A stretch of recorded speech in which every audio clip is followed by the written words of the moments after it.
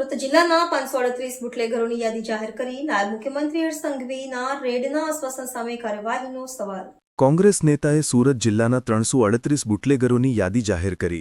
હર્ષ સંઘવીએ નાગરિકોને ગેરરીતિની માહિતી આપવા કહ્યું તો કોંગ્રેસના નેતાએ રેડ કરવા બુટલેગરો યાદી મોકલી। ગુજરાતના નાયબ મુખ્યમંત્રી અને ગૃહમંત્રી હર્ષ સંઘવીએ હાલમાં જ પોલીસ તંત્રને કડક કાર્યવાહી કરવા માટે નિર્દેશ આપતા જાહેર જનતાને અપીલ કરી હતી કે જો કોઈ ગેરરીતિ કે ગેરકાયદેસર પ્રવૃત્તિની જાણ હોય તો તેની માહિતી પોલીસને આપવામાં આવે, જેના પર 24 કલાકની અંદર રેડ કરવામાં આવશે।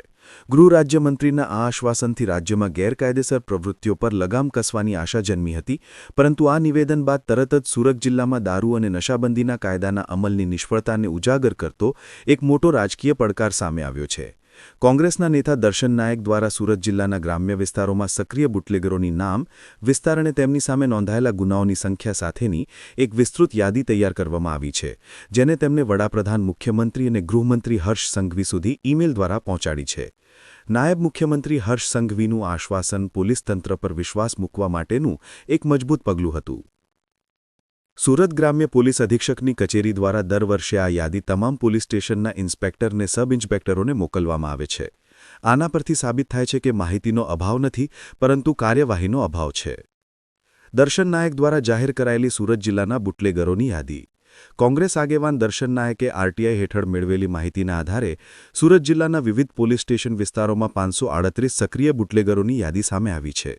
યાદીમાં કામરેજ વિસ્તારમાં સૌથી વધુ 92 બુટલેગરો સક્રિય હોવાનું જણાયું છે, જે દર્શાવે છે કે આ વિસ્તારમાં પ્રોહિબિશન કાયદાનો ભંગ મોટા પાયે થઈ રહ્યો છે। દર્શન નાયકે માત્ર બુટલેગરોની યાદી જ નથી આપી, પરંતુ તાત્કાલિક અને કડક કાર્યવાહી માટે કેટલીક નક્કર માંગણીઓ પણ રજૂ કરી હતી। તેઓ જણાવ્યું હતું કે સુરત જિલ્લાના ગ્રામ્ય અને શહેરી વિસ્તારોમાં ગેરકાયદેસર દારૂ, ગાંજા, ડ્રગ્સ અને તાડી સહિતના નશાયુક્ત પદાર્થોના ઉત્પાદન, વેચાણ અને હેરફેર સામે તાત્કાલિક અસરથી કડક કાર્યવાહી કરી બંધ કરવું। તેણે વધુમાં કહ્યું કે સંલગ્ન બુટલેગરો સામે તાત્કાલિક પાસા અને તડીપાર સહિતની ફોજદારી કાર્યવાહી કરવામાં આવે, ગેરકાયદેસર દારૂ અને તાડીના અડ્ડા ઉપર નિયમિત રેડ પાડવામાં આવે તથા દારૂ અને તાડીના હેરફેર કરતા વાહનો સામે રજિસ્ટ્રેશન રદ કરવા સહિતની કડક કાર્યવાહી કરવામાં આવે। કોંગ્રેસ આગેવાન દર્શન નાયકે કહ્યું કે સાથે જે અધિકારીઓ કે કર્મચારીઓ બુટલેગરોને આશરો આપતા કે તેમની સાથે સાંઠગાંઠમાં સામેલ જણાશે, તેમની સામે વિભાગીય તપાસ અને શિસ્તભંગની કાર્યવાહી કરવામાં આવે। ઉદાહરણ તરીકે હાલમાં જ કામરેજ ખાતે એક લોકરક્ષણ દળના કક્ષાના કર્મચારી લાંચ લેતા એસીબીના હાથે પકડાયેલ હતા।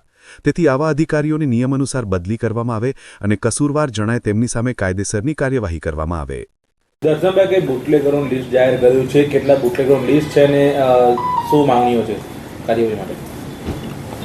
ગુજરાતના નાયબ મુખ્યમંત્રીશ્રી એક જાહેર સભામાં એક જાહેરાત કરી કે 24 કલાકની અંદર સમગ્ર ગુજરાતના કોઈપણ ખૂણામાં દારૂ, ડ્રગ્સ, તાળી, મેન્ડ્રેક્સની ગોળી કે નશાકારક કોઈપણ વસ્તુની માહિતી મળે તો મને ટેલિફોનિક, મૌખિક કે લેખિત જાણ કરશો તો 24 કલાકની અંદર ગુજરાતના લોકોના હિતમાં હું પગલાં લઈશ।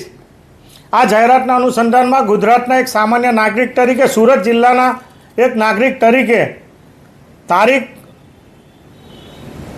18/5/2024ના રોજ, 21/5/2025ના રોજ મેં પત્ર લખીને માંગણી કરી હતી કે તાત્કાલિક અસરથી સુરતમાં દરેક તાલુકાઓમાં જે રીતે દારૂ, ડ્રગ્સ અને તાળીની બડીઓ મોટા પ્રમાણમાં ફેલાયેલી છે અને સુરત જિલ્લાનો ક્રાઇમ રેટ પણ મોટા પ્રમાણમાં તમને જોવા મળે છે।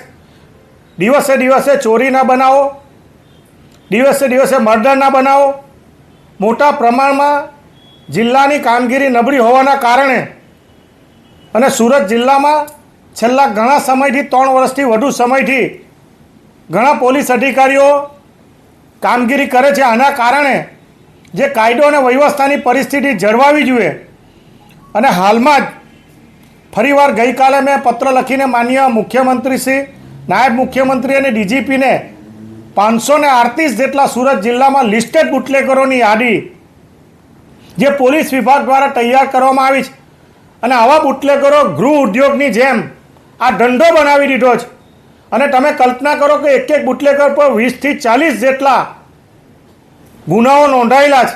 એટલે કેટલા સમયથી દારૂનું વેચાણ કરતા હશે, કેટલો દારૂ વેચ્યો અને કેટલો દારૂ લોકો પી ગયા અને એને લીધે સુરત જિલ્લાના કેટલા હજારો લોકો મૃત્યુ પામ્યા હશે। એ પરિસ્થિતિ સુરત જિલ્લામાં જોવા મળે છે. આજે પણ ઠેર ઠેર તાલુકે ગામડે ગામડે આ દારૂ, દેશી દારૂની ભઠ્ઠીઓ, તારીઓ વેચાઈ રહી છે. અમે વારંવાર પોલીસ વિભાગને ધ્યાન દોરવા છતાં પણ પોલીસ વિભાગના જે મળતિયાઓ છે, જે વહીવટકર્તાઓ છે, આ બુટલેગરોની સાથે સાંઠગાંઠ રાખીને મોટા પ્રમાણમાં આ ધંધો મોટા પ્રમાણમાં સુરત જિલ્લામાં વિસ્તર્યો છે. દિવસે દિવસે તમે જો કામરેજ તાલુકામાં ગઈકાલે ખુલ્લેઆમ દારૂ વેચાતો હતો. અમારા તાલુકામાં પણ, મારા ગામમાં પણ તારી અને દારૂનું મોટા પ્રમાણમાં વેચાઈ થઈ રહ્યું છે. જે પ્રકારે સુરત જિલ્લાની પરિસ્થિતિ છે, અને હાલમાં કડોદરા પોલીસ સ્ટેશનને પણ 3 મહિના પહેલાં એક બુટલેગરે માથે લીધું હતું.